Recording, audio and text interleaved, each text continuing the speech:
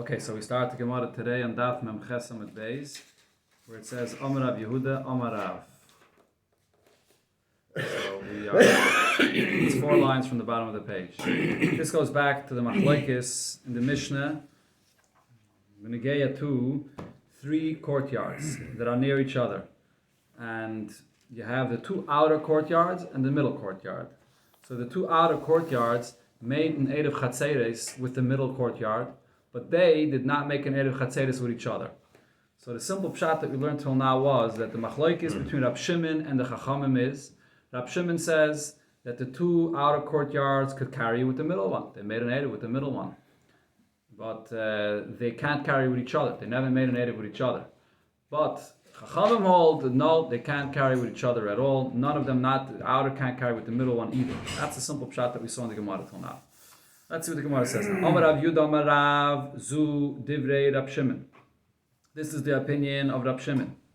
Al Chachamim Maimrim, Chachamim's opinion is Rishus Achas Mishtameshes L'Shtei Rishuyos, that one Rishus, which refers to the middle Rishus, could use the 2 outer ones, or actually the 2 outer ones could use the middle one. That's what it means. Rishus Achas Mishtameshes L'Shtei Rishuyos. The middle one will be useful for the outer ones. You can carry from the 2 outer ones into the middle one.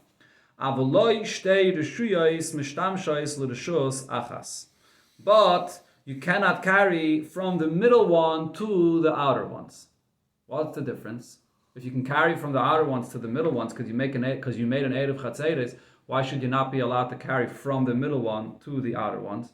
So Rashi here explains the reason is because the middle Chatzer is now being pulled sort of in 2 opposite directions. Where is the Erev of the middle Chatzah? Where does it belong to? On one hand, it made an Erev with the outer Chatzah on the right, so therefore it's pulled in that direction, that it's connected and its dwelling is connected to the one on the right. On the other hand, it made an Erev with the one on the left.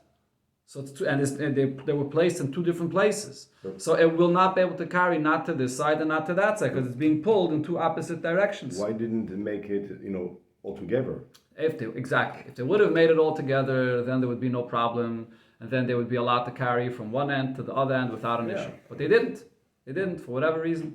Maybe the 2 outer chatzeres don't want to be able to carry to each other for whatever reason. So they did not make it Erev together. So you have 2 separate Eruvin for the middle that was made from the 2 outer chatzeres with the middle chatzer. So the outer chatzeres could carry to the middle chatzer. They made an Erev with the middle chatzer. They can carry. But the middle Chatzar that has now 2 separate Eiruvin that are pulling it in 2 opposite directions, so it can't carry not to this side and not to the other side. Each one asks to carry to the other direction. That's what the Chachamim argued on Rab Shimon. So Chachamim did not say that this Erev doesn't work at all. What Chachamim were saying is that it will not work, it only works halfway. It allows the outer Chatzeres to use the middle one, but not the middle one to use the outer ones. Sagt the Gemara, Ki Amris Kamei de Shmuel, Rabbi Yehuda said, when I said this opinion of Rav to Shmuel, Amali, Rav told me, Avzu Divrei Rab Shimon. This, the way you're explaining the opinion of the Chachamim, this is really what Rab Shimon holds. Rab Shimon that said that when you make an Erev in such a way, the 2 outer Chatzeres made a separate Erev with the middle one that they can carry. So what he meant to say is, like what you just explained to Chachamim, this is Rab Shimon's opinion, which is, again, that the outer ones could carry with the middle one, what the middle one cannot carry to the outer ones. But the Chachamim say, Shloshtan Asurais, that they're all also to carry with each other, all together. The outer ones can't carry with the middle ones can't carry with the outer ones, it's completely asur. That's Chachamim's opinion. So, what I just said over here is Rashi's pshat in the Gemara. Tosfos does not learn pshat in the Gemara this way. Tosfos actually learns the pshat in the Gemara the opposite. That when the Gemara says, before over here, when the Gemara says, Rishus achas mishtameshes l'shtei rishuyos, avaloi shtei rishuyos mishtameshes l'rishus achas, it's the other way around. Because the Gemara before here, on Mem Chesam Aleph, said that the basis of the opinion of the Chachamim is a gezeira. There's a gezeira that when you have 3 chatzeres, if you're going to allow the chatzer on the right to carry to the middle, and the chatzar on the left to carry to the middle, you know what could end up happening? Whatever food or whatever items came from the left to the middle might end up being taken to the chutzner on the right. People are going to forget. If they both are allowed to take it to the middle, they're going to end up taking it from one place to the other, and it's going to end up from one end to the other, and that's not allowed. So therefore, Chachamim made a gezeira that you're not allowed to carry from the outer chatzeris to the middle one. So the pshat of the Gemara is the opposite of Rashi. From the middle chatzer, you're allowed to carry to the outer chatzeris. That's not an issue. They're not. You don't consider it that they're being pulled in two opposite directions. You are allowed to carry from the middle one to the outer one. From the outer one to the middle one, you're not allowed. Why not? Because it's exeida. If you're going to allow to bring from the one from the outside into the middle one, we're afraid that someone's going to forget and take that food or that whatever it is to the other chatzah that's on the outer side. That's Taisus Pshat in the Gemara. What's the sense to have an Eruv then? What's the sense to have an Eruv? I mean, to be. It didn't accomplish. It only accomplished half. Halfway, it only, yeah, exactly. In this case, if it was done this way, it only accomplishes half. Okay, but we're going to learn the continuation of the Gemara according to Rashi. Just wanted to mention Taisus' opinion. It's a big Taisus of Eretz. You see, he asks many questions on Rashi, and he says this pshat in the Gemara. Let's go back. Tanya Kavasa Rav Yudah Leba de Shmuel. We learned the pshat in a braisa, like Rav Yudah said, in the name of Shmuel. This is, we see here the machlokes of Rab Shimon and the Rabbana this way. Rab Shimon said, Lama David Daimel L'Shalosh Chatzeres Apsuche Zu L'Zu. You have three courtyards that are open one to another. Psuches L'Rishus HaRabim, and each one of them is open to the Rishus HaRabim. Irvu Shtayim Imoim Tzois. So each one of the outer ones made an Erev with the middle one. Mevia Mitoch Beisa Va'echeles. So the outer Chatzeres could bring food from its house into the middle Chatzer and eat there. And Bezu Mevia Mitoch Beisa Va'echeles. And the other outer Chatzer on the other side could also bring food to the middle Chatzer and eat there. And also Zu Machzeres Moisra L'Tech Beisa, the outer Chatzer on the right could take the food back, leftovers, take it back to its house. V'zu Machzeres Moisra L'Tech Beisa, and the outer Chatzer on the other side could bring back the food to its side. That's the opinion of Rab Shimon. So what does it say over here? What do we see over here in the opinion of Rab Shimon? It does not say that the people in the middle Chatzer could bring any of their food or any of their items to any of the outer Chatzeres. Only the people of the outer Chatzeres, they are allowed to bring food to the middle or bring back food that they brought back to them. But the people that are living on the inside, according to Rashi's Pshat, they're being pulled in both directions because they're two different Eiruvin they made. They made an Eiruv with the right and the left. So therefore, the Eiruv of the right asks them to go to the left, the Eiruv of the left asks them to go to the right, and therefore it never said here that Rab Shimon said that the middle Chatzer could bring anything out to the outer Chatzeres. Once you bring the food to them, doesn't it become like belonging to the people of the middle? No, it's still their food from the outer Chatzeres. It doesn't belong to. They have an Eiruv that they made. The people from the outer Chatzer, from the right, only has one Eiruv that they made, and so they can bring their food back. The people living in the middle Chatzer, they're being pulled in two opposite directions. And what about the people from the middle Chatzer? Are they allowed to eat the food of the people who brings from the outer house? Yeah. However, the Chachamim say, Shloshtan Asurais. All three, there's a Zayda, they're not allowed to carry with each other. We're afraid whatever food you bring in will end up being brought into the other outer Chatzer, so they're all Asr. So we see here in this Braisa clearly like the opinion of Shmuel. As the Shmuel Taimei, now Shmuel follows his opinion in another scenario. The Omar Shmuel, because Shmuel said regarding the following case, Chatzer shebein shnei muvais. If you have a courtyard that's positioned between two muvais, take a look at the picture. I'm sure they have a picture here for this. On Daf Mem Tes in the base.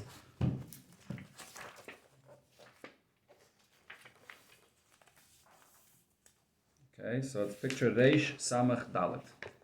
So you have two mavos that have their own courtyards and the people that use those two mavos, and then you have a chutzner that's right in the middle. And this chutzner that's in the middle has two exits. You could leave from both sides to the either mavoi on either side. See it? Big picture Reish Samach Dalet, right over there at the bottom corner, right? Okay, so you have that chutzner right in the middle that people can walk out to both sides of the mavoi. So Shmuel says as follows: Chatzah shebein shnei muvais. So this chatzah that's between these two mavos, irvaim shneihem. if this Chatzar made an aid of Chatzeres, or actually over here it's really a Shittuf Mavais, it made an aid of with the people of the Mavi of both sides, Asuram Shneim. It's going to be Aser to carry with either one of them, because it's being pulled in both directions. If you make an aid with one, so then you're connected to one side. Now you made an aid with the other side, so you're connected to the other side. So you're being pulled in two directions, so therefore you can't carry out to either one of them. This is like Shmuel said before, according to Rab Shimon. That's why Shmuel is l'taimei. He's following Rab Shimon's opinion.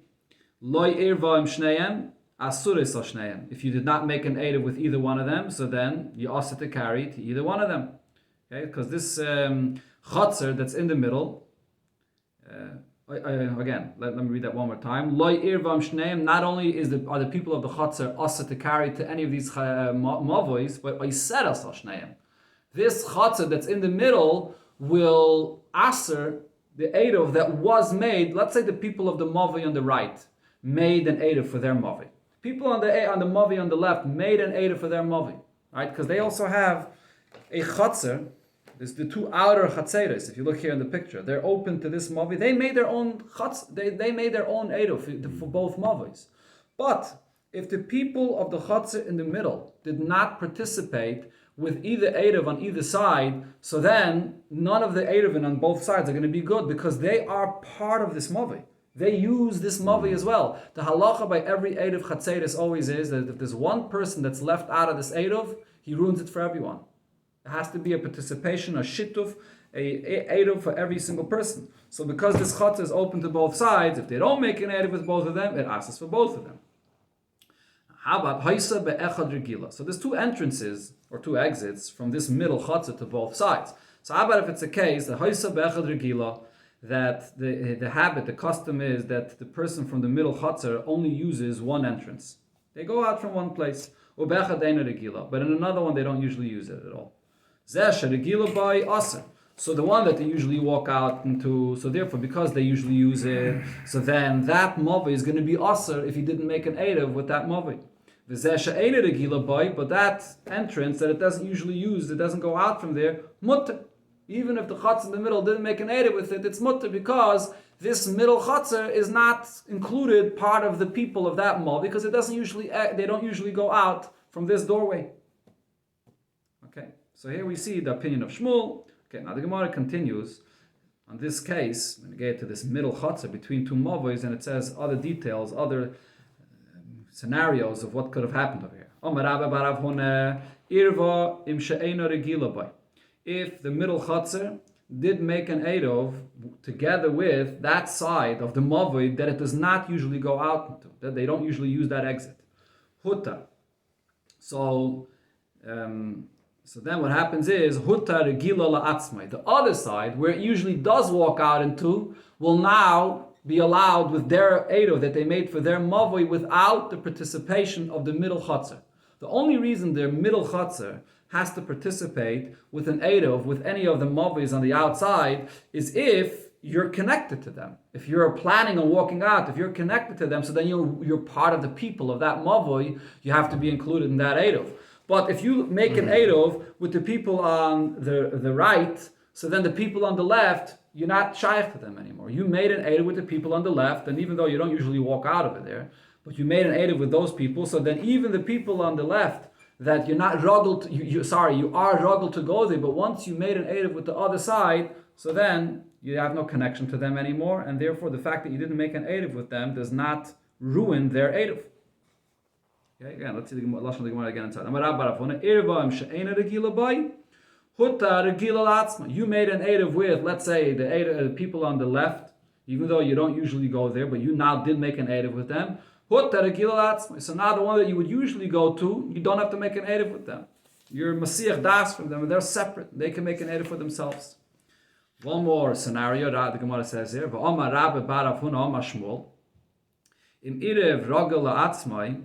If the mavoi that you're usually accustomed to going out there, they made an eirov for themselves. They didn't include you. They made an eirov for themselves.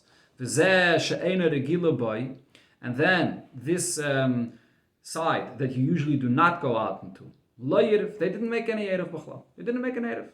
Vihi atzma, and the chatzar, the person that's inside the middle of the chatzar, loy irva. He did not make Eirov with either side. So now what happens? The person that's in the middle could ruin it for that side that made an Eirov that he usually goes out into. Because he usually goes out into it. They made an Eirov and you go out there and you didn't participate with their Eirov, you're going to ruin it for them. So what do? We tell the person in the middle chatzar, don't use now the exit that you usually used to use. If you're going to use the exit that you usually use, so then you're going to ruin the Eirov that they make because you didn't participate with them. Go to the other exit. The other side anyways didn't make an Eirov. So if you're going to go out from the other exit, so then you're going to be part of that mavoi that didn't make an Eirov and you're not ruining it for us. This is an example of kaifin al midas daim where a person has nothing to lose. Kaifin al midas daim is in Sdaim, they would not share anything with anyone, even in a case he had nothing to lose. On principle, you don't share with anybody, even if I'm zen nen v'zel echosser, as the expression of the Gemara. Other person has the full benefit and you're lacking nothing. So in such a case, if there's a side that made an Eirov and there's a side that did not make an Eirov, in order not to ruin the Eirov of the people on that side that made the Eirov, go out on the other side. So you're not going to be part of them, so you won't ruin their Eirov. Kaifin al midas daim, since you have nothing to lose. Sagt the Gemara, another halacha, the Gemara here, even though the whole discussion of the Hemshcha, the Sugi, was all about Eirov Tchumen, but because we brought up this Indian of Eirov Chatzeris, we're going to have another few halachas here about Eirov Chatzeris until the Mishnah, we'll see. Omer Rav Yehuda Mashmo, hamakpid al Eiruvai. A person that's makpid on his Eirov, meaning he puts food there for the Eirov, but he's makpid. He doesn't want anyone else to eat his food. Ein Eiruvei Eirov, so then it's not a good Eirov. Mashmai, what's the name of the food that you use to place there for an Eirov? Eirov Shmai. The name is Eirov. What's the whole concept of the Eirov? That you put the food together in one place, that all the people are participating in that food, that everybody can use that food in one house, in one place. If you're putting food and you're makpid that no one should eat it, so then it's not an Eirov. To fit the purpose. Yeah. Rab Chanina says, Eiruvei Eirov. It is a Eirov. The fact is you put food there and it's roi for someone to eat it, that there is food there. He's like the people of Vardina. Vardina apparently was a place where people were very stingy. So you're not a nice guy. You're from Anshe Vardina. But the Eirov took effect. Amar Rav Yehuda Mashmuel, another halacha Rav Yehuda Mashmuel said, Hachaylik es Eiruvai, a person that divides his Eirov. Everyone's putting their Eirov into one basket, their challah, whatever it is, into one basket, and you put your Eirov into another. You're very particular. You don't want yours to be together with everyone else. You put it in another basket, separately. So then, Eina Eirov. It's not a good Eirov. So the Gemara says, wait a minute, according to who is this? Kiman, Kim Beishamai. Does this follow the opinion of Beishamai that because you put it in a different basket, it's not a good Eirov? The Tanya, we learned this not long ago. Chamisha shekavu es Eruvan. 5 people, they collected the food for the Eruv. V'nasnu b'shnei kelim. And the food was put into 2 different kelim. They didn't put all the food in one kelim. B'shamai yavrim ein ze Eruv. It's not a good Eruv. The fact that it wasn't together, it's not put all in one basket, it's not a good Eruv. So, how could it be Rav Yehuda Mashmuel says, according to B'shamai?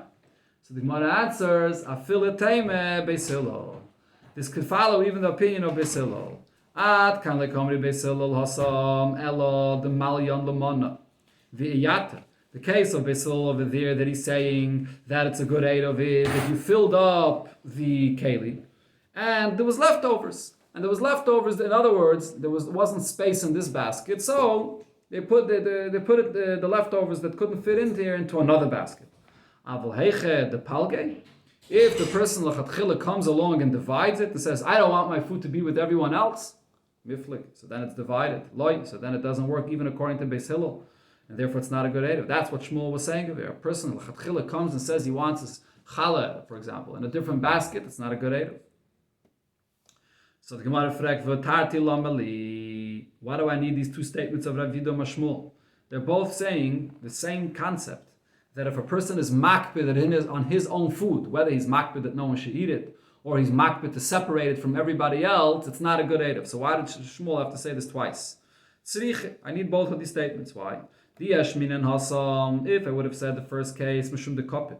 He's very particular. He doesn't want anyone to eat it at all. That's why it's not a good Eirov. Just dividing it into a separate basket, but he agrees, he allows other people to eat it, maybe it would be a good Eirov. So therefore you have to say the other case.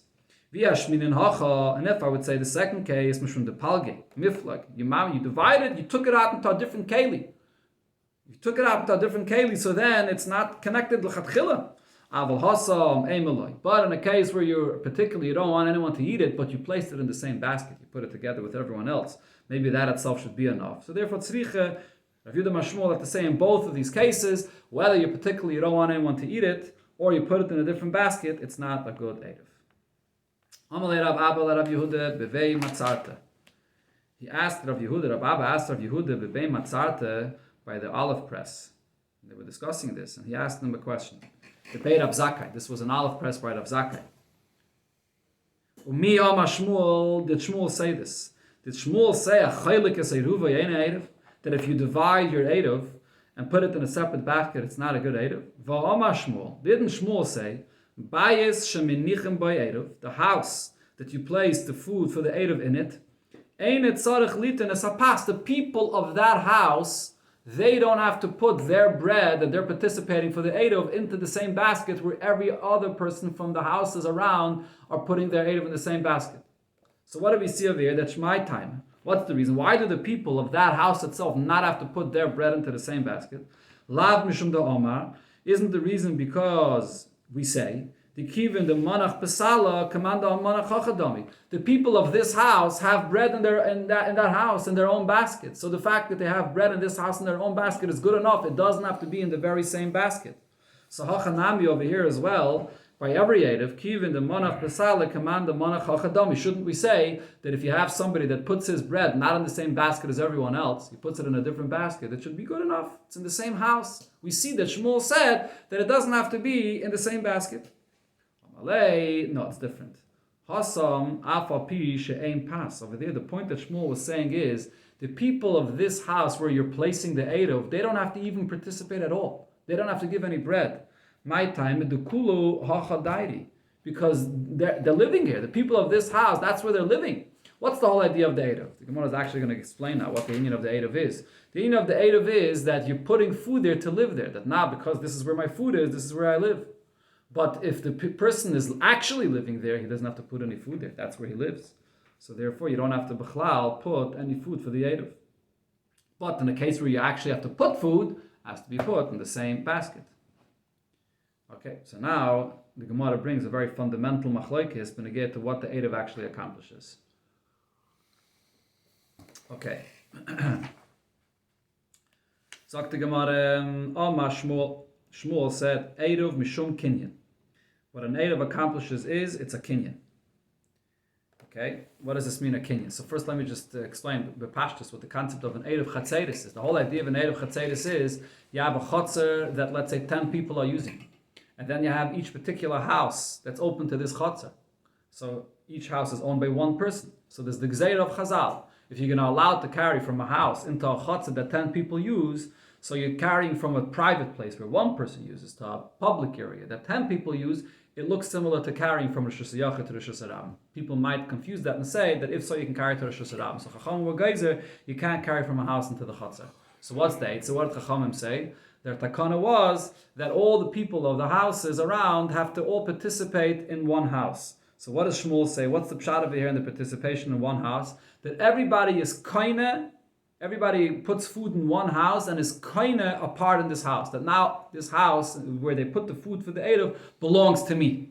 And because this house belongs to me, again? A portion of it. Yeah, a portion of it. Everybody is now partners and ownership in this one house. So therefore, this chotzer does not belong to 10 different houses that are owned individually. It's a chotzer that's owned by 10 people, and one house that's owned in participation by all these 10 people that are sharing the house and the chotzer. So therefore, they can carry from the house to the chotzer. But it's a kinyan, though. What Shmuel is saying is that the eruv accomplishes a kinyan, an ownership in this house. Okay, so let me now explain 2 additional details here. First of all, how the question, the Mefarshim asked the question, how does that help though? Fine, they made a participation now that they all have a partnership in this one house, but don't they still own their own individual houses as well? They still have an ownership in their own house. So shouldn't that aser for the eruv in the chotzer? We said already many times that if you have an eruv that everyone has participation in one house, but if there's a private ownership that still exists, that should still ask it to carry in this chutzah. So what does it help to make a kinyan that now they have a partnership in one house? Elamai, the pshat over here has to be that they make a partnership in one house, and with this, they're relinquishing their ownership in their house. They're giving up their private ownership in their house, and now their ownership is over here in this house. This is where they are living, in this house. That's the koyach of the Eirov in order for them to be allowed to carry into the chutzah. That's one point. Another point is when Shmuel says that the Eirov is mishum kinyan, yes, it is a kinyan. The point is that they have a partnership now in this house through this food that they're placing there. What's the point of the kinyan though? Even according to Shmuel, the point of the kinyan is in order that all these people that are now partners live here. Through this kinyan, they live here. And because they live here, so therefore everybody lives in the same house, and therefore they can carry from this house and from all the houses into the chutzah. Okay? Shmuel himself, the Gemara just said before, according to Shmuel himself, Kulu hacha dairi. Everyone lives there. That was according to Shmuel himself. The Rashba brings this raya. He says that you see here that the point of the kinyan is that now through this kinyan it's considered to be that they all live there. Okay, so the Gemara now asks the question: Vim Taimar, if the way an Erev Chatzeris works is because it's a kinyan, so why do you need food? Shouldn't they be able to do this with money? Make a kinyan that everyone participates with a shava pruta to make a kinyan that we live now in your house. So the Gemara answers, because money is not necessarily available on Erev Shabbos. A person Erev Shabbos has a lot of things, money to spend on, to buy food for Shabbos. He doesn't necessarily have the money. So therefore the money can't be used. The Gemara, so if a person doesn't have, he doesn't have. So Chacham allowed him to use food for the Eirov. How about if the person does have money? He wants to use money for the Eirov. We know that for the Eirov you have to have food. But why do you have to have food? If he has money, he should be allowed to use money. So the Gemara says, because if you're going to allow money, people are going to come to say that you must have money. And and then you might not have money. And you're not going to make an Erev with the bread, with the food either. The whole takana of Erev is going to be ruined. People are going to think that the main thing is the money and you have to rely on the money. So therefore they will masakin that the Erev should be done dafka with bread, with food. Erev Shabbos, you always have food available, and therefore the Erev is done with the food. But the main point of the Erev is not the food. The main point of the Erev is the kinyan. Rabba says, Erev mishum dira. And Erev, what's the point of the Erev? The point of the Erev is dira. You're not making any kinyan. The point of the Erev is that you're living there. The place where a person's food is, that's where his dwelling is. Like we saw by Erev Tchumen, you put down your food somewhere, that's where your dwelling is. You put down your food in someone's house, you're establishing the dwelling there. That's where I'm dwelling. Not a kinyan. My Beinayu, what's the difference between these two opinions? It's a very fundamental machlekes here. When you get to Erev Chatzeres B'chlal, how does an Erev Chatzeres work? So what would be a difference? The Gemara says there are three differences. Ikke Beinayu Keli. Could you use a Keli as a kinyan? If you're not using money, so money we said they were masaka not to use, but you're not using food either. You're using just a keli. Could you use a keli for an Erev Chatzeres? Pachis meshava pruta, or let's say food is something that's less than a shava pruta. So if it's being done for a kinyan, so let's go back a second. For the keli, if it's being done for a kinyan, a keli is good. A keli could create a kinyan chalipin. You can create a kinyan with a keli. So that's okay. But if the idea is where I'm making a dira, my dwelling, that has to be dafka with food. Pachis mishava pruta. You're doing it with something that's less than a shava pruta. If it's less than a shava pruta, so if it has to be with a kinyan, so then it's not going to be good. If it's a dira, so then even if it's food that's less than a shava pruta, it's going to be okay. And the third nafkamina the Gemara says v'katan. Okay, so v'katan. So there's two pshatim in this. Rashi's pshat over here is that could you send a cotton to go and make the Erev Chatzeres for you? Could the cotton go and bring the food to make the Erev Chatzeres for you? If it's a kinyan, a cotton can't make a kinyan for you. If it's not a kinyan, it's just establishing your dwelling there. As long as you know that the cotton actually delivered the food, and your food is now there, that establishes your dwelling there. You're not making any kinyan. Taisa says a different shot. Taisa says that the house that the food was placed in is owned by a cotton. Could that cotton sell from his house to people in the chutzah that they should own a partnership in his house? A cotton doesn't have the ability, he doesn't have the das to sell part of his house. That's what we're talking about. Okay, so I have a question. whether you define Eruv like Rab, that says that it's for the Dira, or it's a Kinyan, I have a question on both opinions. Tanya learned in Abraisa, Chamisha shegovu es Eiruvin. 5 people that are participating with an Eruv in one house. They put their food there.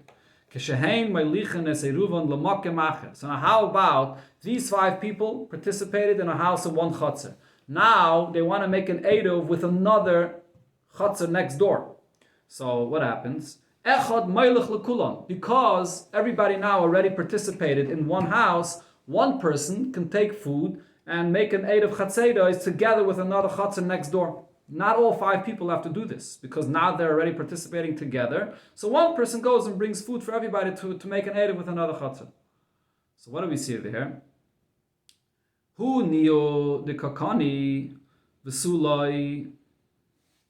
So his question is, this one person that's going and bringing the food to the other Chatzar, he's making the Kinyan, and not anybody else. If it's a Kinyan, that one person that's bringing the Eruv, the food for the Eruv to the other Chatzar, he's making a Kinyan. No one else is making the Kinyan.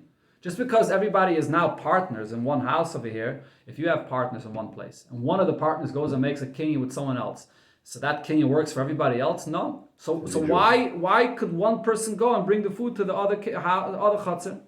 And also, if you're going to say that the idea here is Dira, that everybody lives in one place, who need the Kadayer v'sulai? Everybody now is living in one house because they put their food there. Now one person went and took the food and also shared it with another chutzner. But that's only one person. It doesn't work. How should it work for everyone else? Their food. Huh? He took their food. Lav Or it dafke. becomes his food, or it becomes... Lav dafke. He took their food. L'chayri did not take their food. So how does it work for everyone else? Amalei. So he says it's very simple. Leila didi kasha, v'leila shmol kasha. This is not a question, not according to me and not according to Shmuel. Shlichus the kulu ka'avid. That one person is doing it as a shlichus for everyone else. Did they agree to it? I mean, well, so that's the thing. We had this already before in the Gemara, that even if they didn't appoint him, something that's a benefit to someone else, zachin la'adam shalei b'fanav, even without getting the permission of the others, but if it's something that's only positive, a benefit for them, so then he's doing a shlichus for them. He's just expanding their territory, their rights to be able to carry to another chatzah.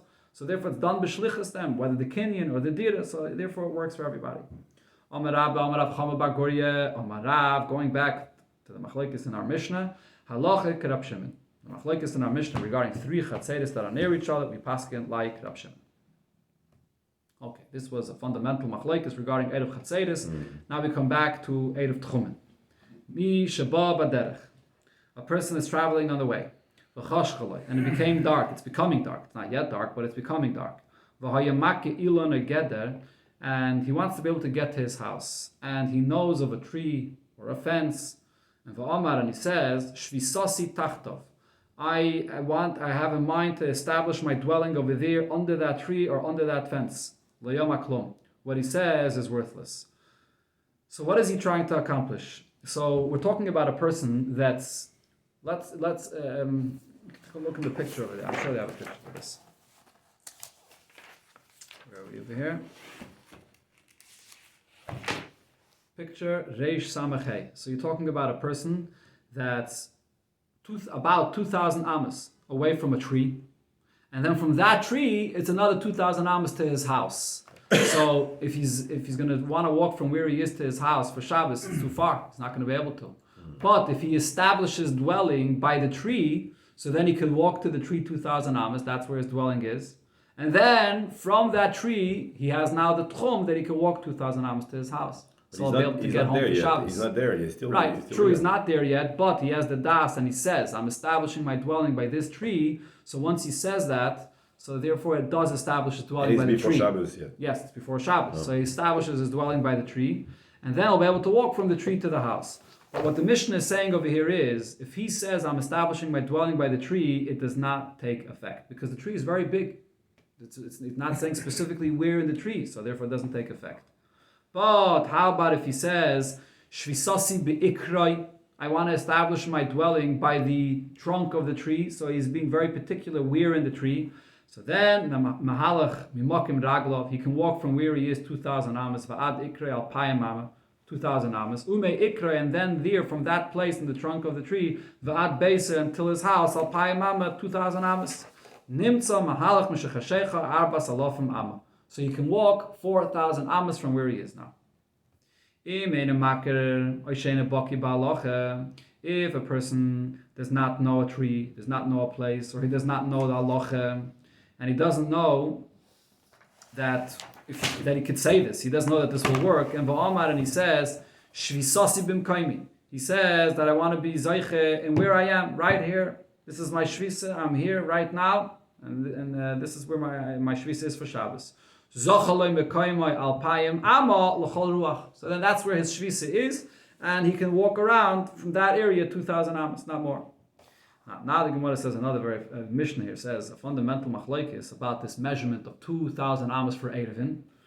How do we measure the 2,000 amas? There's a machlokes here. Agulois, the 2,000 amas are measured like a circle. 2,000 amas to every direction. Divrei Rab Chanina ben Antignis. The Chachamim Maimerim Merubois Ketavla. You measure the 2,000 amas, but it's measured square like a tavla, like a plate.